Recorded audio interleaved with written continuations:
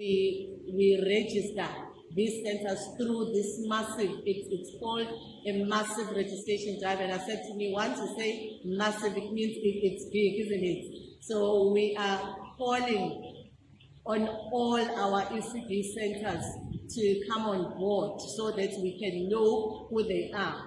What would be interesting for us is to get a database that will tell us who are we having, where are they, so that they could be assisted to go through all these processes, so that at the end they are formally registered, so that the child in those centers will then benefit from all the services that we need to offer as the Department of Education.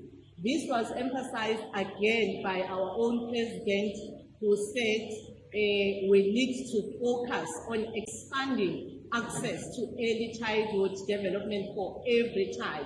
And we can only achieve this by registering and formalizing the existing ECD centers and making sure that they all have facilities. So we hope to support them and make sure that they do have all the necessary facilities. But also our focus is on the training of our ECD practitioners so that they are able to offer quality education in those centers, so that at the end we are able to achieve quality learning. Our focus right now is on 12 months, isn't it?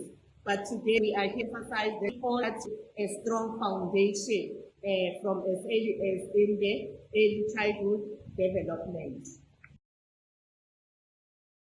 The department, in terms of ECD, as I have indicated, is that we need to ensure that there is a universal access to quality early childhood development programs by 2030. So we are on a journey, and we are moving towards achieving all this by 2030. But as a first step, we must ensure that all our ECD programs are registered with the Department of Basic Education according to the Children's Act. So there are requirements, there are expectations where we need to assist these centers to register, not just to register, but according to the Children's Act.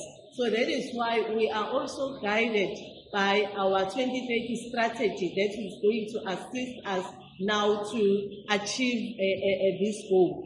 So the strategy talks to the 6 social justice principles of the Department of Basic Education. The first one being access, okay? So when we say access, we are saying we need to ensure rapid registration and expansion towards a universal access by 2030, as I just indicated. But the second one is speaking to redress. Now, our priority will be the historically disadvantaged groups. Yesterday, we were at Mpangeni, where we